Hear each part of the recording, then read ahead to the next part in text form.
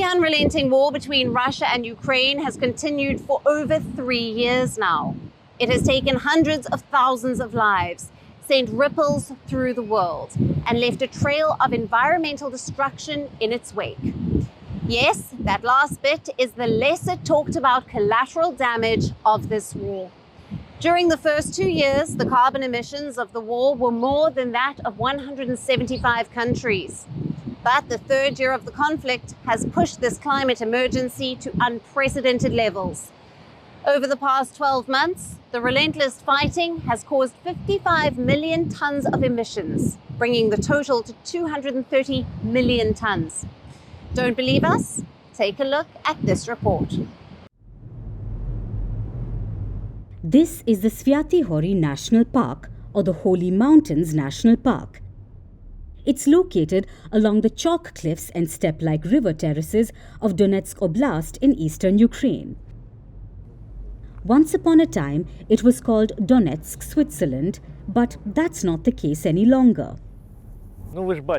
You can see the nature here. There were pines, oaks, and deciduous forests. None of this exists anymore. Even locals cannot go into the forest to pick mushrooms or berries. What we have lost is enormous. 4/5 of the park's 120 square kilometers of land have been destroyed by warfare. According to the Ministry of Environmental Protection and Natural Resources of Ukraine, an estimated 80% of the forest plantations have been destroyed, costing the country at war $388 million. This forest will not recover. The undergrowth is very thick. It was burning, and it is going to smolder for a long time. This is just a drop in the ocean of the damage that has been caused by the war in Ukraine. Yes, the same war between Russia and Ukraine that has been underway for 3 years now. The same devastating war that has claimed hundreds of thousands of lives. The same unrelenting war that has forced the exchange of bullets, missiles, and drones. Amid this conflict, protecting the environment has not been the highest priority for obvious reasons. Nonetheless, catastrophic damage to forests has been a part of its broader destruction trail. It's better to just stare at the road. If I were to look to the sides, I would see something that would tear my soul apart. The war in Ukraine has brutalized the country's landscape. The combat has laid waste to much of its 100,000 square kilometers of forest. Now, many of the forests look like this. Fields of stripped, burnt and broken trunks suffering a huge biodiversity loss. If we want to extinguish a fire quickly, it's impossible because the entire territory is mined. There is a risk of being killed or maimed. And that's not the only problem here. The destruction of these forests or carbon sinks has pushed up greenhouse gas emissions. This is thanks to 3 years of explosions, ammunition firings, and crashing drones, along with the unusually hot and dry weather exacerbated by climate breakdown. These factors have fueled forest fires, pushing the greenhouse emissions to an unprecedented 230 million tons.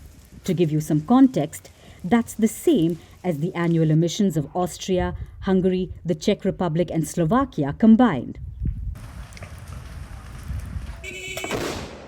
Over the past year, more area has burned than double the annual average from the previous 2 years of the war. This has led to 55 million tons of emissions, which is an increase of 31%.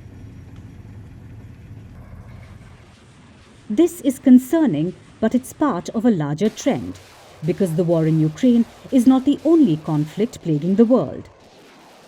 This is also about the war in West Asia, the war in Sudan, or even the escalating militarization by countries like the US and Canada.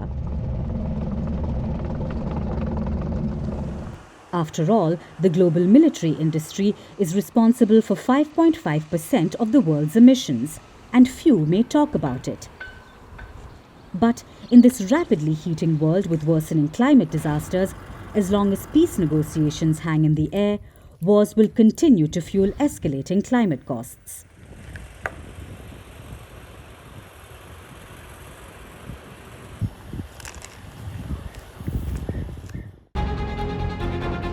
Firstpost brings you the Ideas Pod at the Raisina Dialogue 2025, the largest gathering of global policymakers, thought leaders, and innovators, now on the fastest growing international news platform. Big ideas, big debates, big impact. Only at the Ideas Pod. Raisina Hill. Firstpost gives you front row access to the conversations that matter most. The Ideas Pod. Raisina Dialogue 2025 on Firstpost. From March 17th to March 19th.